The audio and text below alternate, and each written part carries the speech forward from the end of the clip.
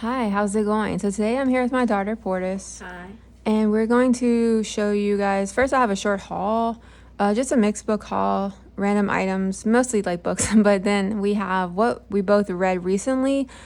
I'm not going to title it exactly October because I did read some of these into November and I'm kind of off track. I had a lot of stuff going on the past few months because I have a newborn, and he's sitting right next to me. Well, not sitting. He's in its bouncer, so if you guys hear him, he's right next to me in its bouncer.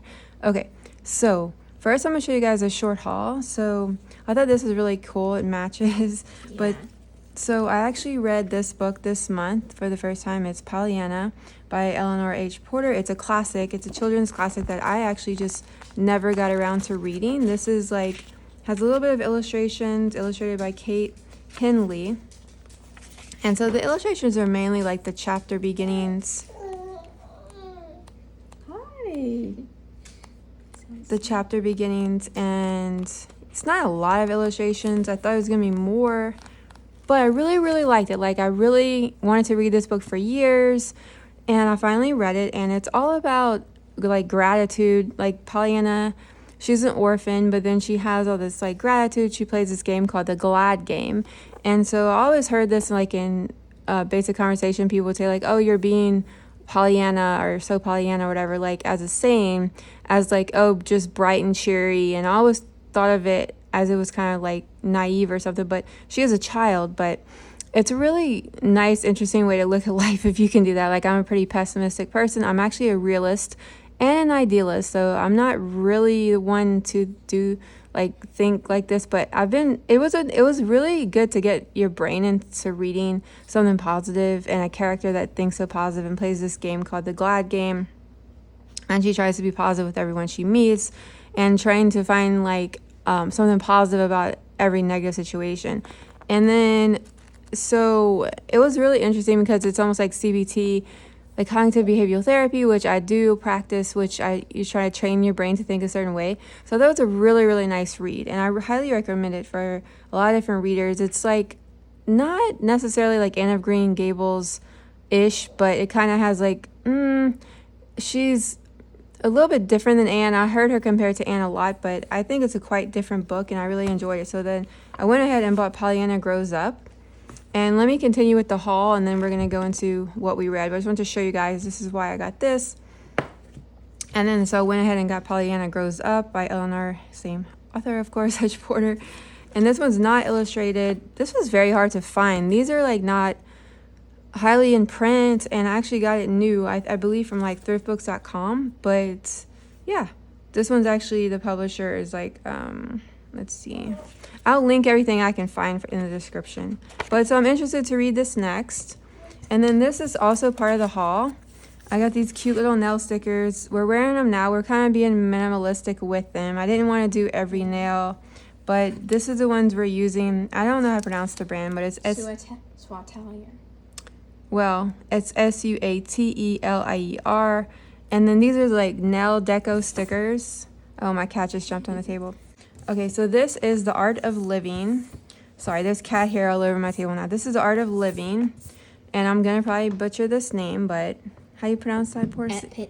Epictetus. I'm not sure, but it's Epictetus, and it's like the classical manual on virtue, happiness, and effectiveness. So it's like a very short read, and I already started it a little bit. It's like, know what you can control and what you can't. Very much just Stoic philosophy. I've just like been in and out for years on reading different like Stoic philosophies, different books on Stoic philosophy by different people and stuff like that. And this is my first time reading, by this person. So I'm interested to see if I'm going to get something out of it. Yeah, okay. So now this one is Veronica Decides to Die by Paulo Coelho, I'm not sure. He wrote The Alchemist, and I love The Alchemist, and I did try some of his other books, and I did finish one. I forgot the name of it. Maybe The Devil and Mrs. Prim or Prim. But this is about a girl, Veronica, and she basically, it's very dark, so this is like a trigger warning or whatever. Like, if you want to, like, this is none of my videos are made for children, of course. but this is definitely very much adult, very, very much. So she basically is like someone who's contemplating like someone in a very dark place in their life, and it's like you can tell by the cover, and it's like supposed to have this like meaningful lesson or something like that about like living your life and stuff like that. So I'm interested to see what that's going to be like reading it, if I like it and stuff like that. Yeah. The next book I have to show you guys in the haul is A Journey to the River Sea by Eva Ibbotson. And so this one is just a book that sounds really interesting. It's middle grade fiction. And it says Maya, M-A-I-A, not sure, an orphan can't wait to reach her distant relatives 1,000 miles up the Amazon. She imagines a loving family with whom she will share great adventures. Instead, she finds two spiteful cousins who see the jungle as the enemy and refuse to go outdoors. But the wonders of the rainforest more than make up for the hideous Carters. And she meets a mysterious boy who lives alone on the wild river shore. She begins a spectacular journey to the heart of an extraordinary new world. So I love books about orphans. She's an orphan, and I believe she has to, go live in a different area, home, kind of also similar to Pollyanna, who goes and has to go live in a different environment. Also like Anne of Green Gables. And yeah, so I'm really interested to check this out. Also, most of these books came from thriftbooks.com or Amazon. Okay, actually this one came from eBay, I believe, but this is Usborne 365 Illustrated Stories and Rhymes. I love these Usborne story collections, so I got this book. My daughter's a little bit old for it, but I mean, if she's interested in listening, I would love that. But I mainly got it to read to my baby because she prefers to just read on her own pace and stuff like that. And of course, he can't read yet, and this is very short. So what I want to do is start this in January. So I really like the 365-day model. So January 1st, I will read to him a story a day. And it has, colorful illustrations. And hi, he's vocal right now. Okay, I was looking for a table of contents. Maybe it has, it has an index. So there's a lot of, Grimm stories, different folk tales, other famous artists, and things like that. Aesop, lots of different stories, folk tales, and things like that. And then the last book kind of in the haul is a picture book called The Tear Thief. Now, this is I discovered a new illustrator, and I always get really excited when I discover a new illustrator. So basically, The Tear Thief is an emotional picture book. I really collect emotional picture books. And it is about, let me first say the author and the illustrator. So the author is Carol Ann Duffy, and the illustrator is the one I'm really excited about. Not that I don't like the story because I love it, but I'm really excited to explore her work. But it's Nicoletta, Ceccoli. And basically, this is a story about, it reminds me of like a tooth fairy, but it's like a tear thief. And basically, it's every evening she moves around the town, collecting children's tears, popping them into her silvery waterproof sack. No one can see her because her reflection is only visible in puddles. But wherever she goes, she works a special kind of magic, and the child she is visiting has no need to cry anymore. So it's all about that. And the illustrations are beautiful, and that's why I want to explore her work, because I found out that this illustrator has a lot of other interesting books that she either illustrated only or wrote illustrated, I'm not sure, but it's really beautiful. And I really love the message in it. I really love books about crying and tears and emotional things, and I highly recommend it. It's a really nice book. Okay, so now let me show you guys what I read, my recent read. So this is another picture book, and I'm really also interested in this author. This is called Night Shift. Now this is a picture book on depression. Now it puts depression on a small scale, like a children's picture book on depression, which I find are very hard to find. And so basically it's I don't know when it began. Perhaps it drifted in at night like fog. I felt tired all day long. And then it's about this little girl who's going through depression. And it also, I think, would be nice if you have a child who has someone with depression in their family. and they could understand it better, you know, through this visual type of book. So I love to find books like this. And then at the end, I'm not going to show you guys too much, but because I want you guys to be surprised if you read it. But basically, the author writes that she struggles. She said, the book is a result of spending most of my adult life living through periods of depressive illness. Some of them have been severe enough to warrant medical intervention. Others have eventually responded to counseling, and sometimes I have simply hung on and waited to become well again. And it just gives you hope reading that, and hope reading this, and it's beautiful. And then this is what I'm currently reading right now, you guys. It's The Snow Girl by Sophie Anderson. I showed it in one of my other videos. This is basically the famous fairy tale, The Snow Child, based on the Russian, let's see, folklore. I believe it's called The Snow Maiden. Yeah, it's based on The Snow Maiden, and I have several other books on this topic of a little girl who's made out of snow. And Sophie Anderson is her retelling of this little girl who's made out of snow who comes to life. It's a perfect read for winter and stuff like that. And I'm enjoying it so far. Let's see how far I am.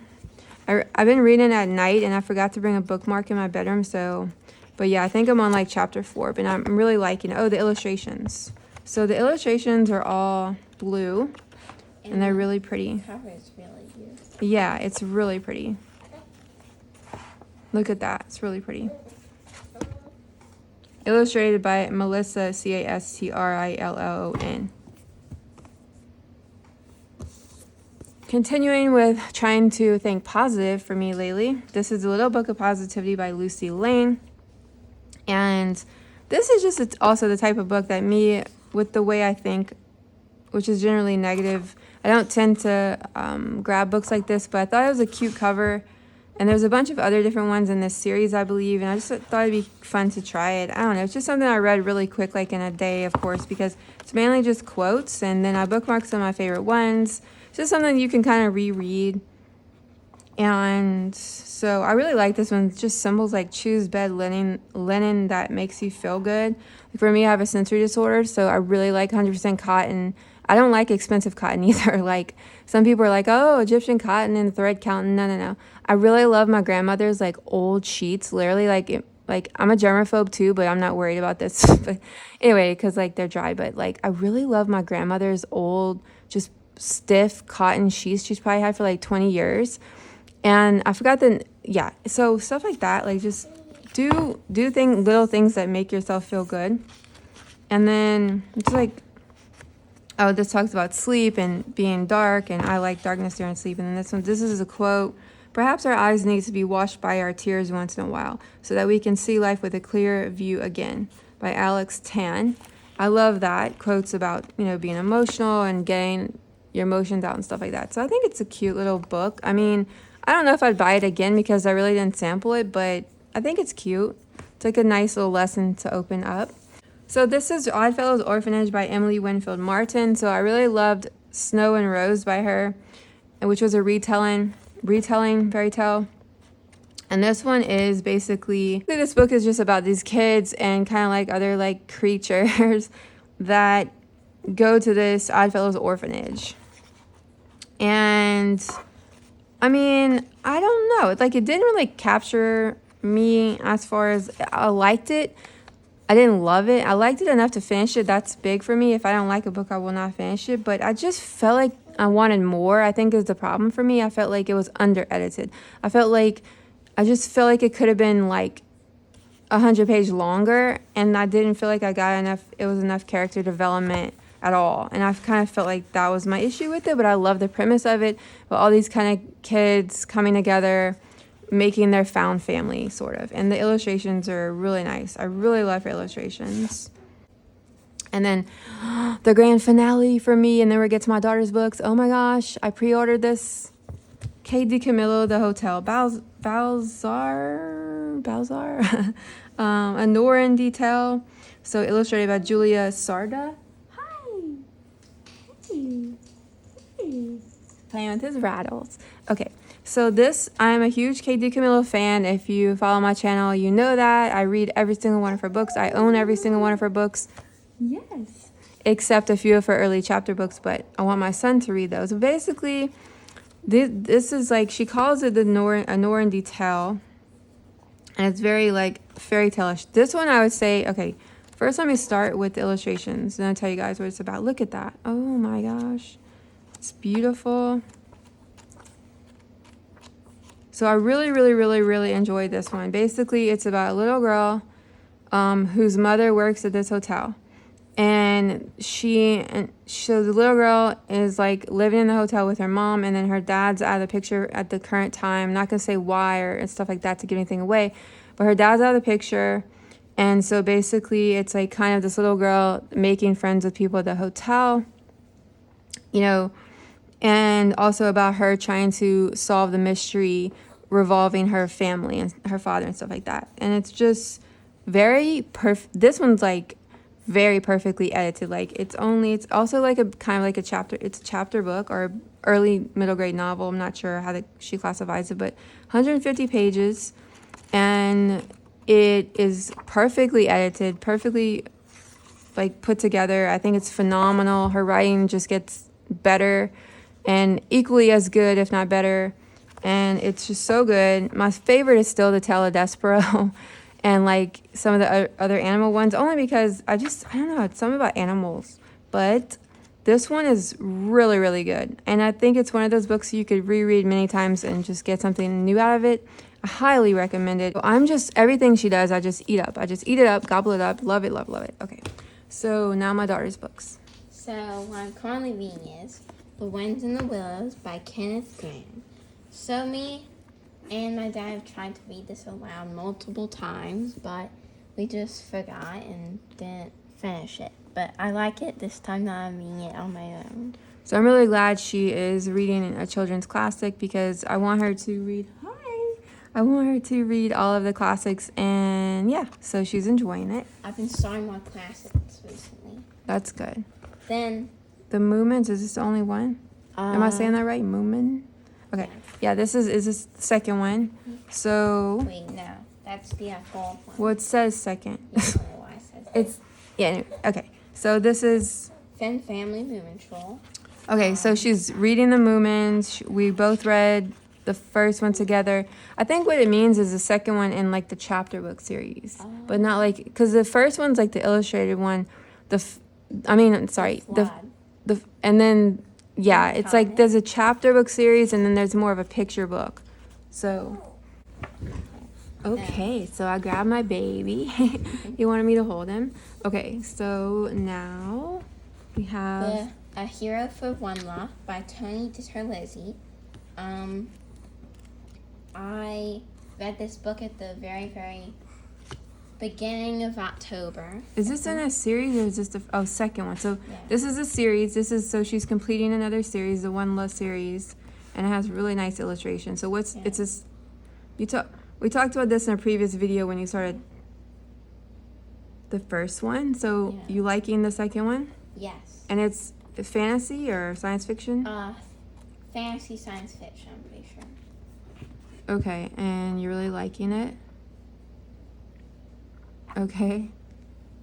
Then Folk Stories and Tall Tales. So this is a homeschool read that we were going to do a unit kind of on North American folklore, but that kind of went out the window. I talked about that. If you were homeschoolers following me, I talked about that in my homeschool video. But if you're like watching me for book content, I just bought this from me and my daughter to learn more about North American folklore, but then I put it aside and just had her read it on her own because, I have a newborn, and it's just so you read it all. What did you think? I liked it.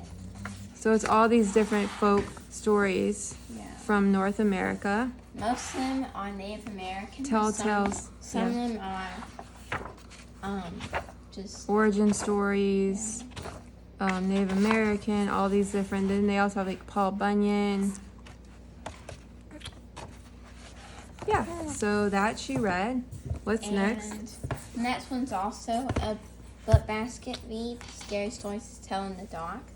Okay, so this one was, of course, for the month of October for Halloween.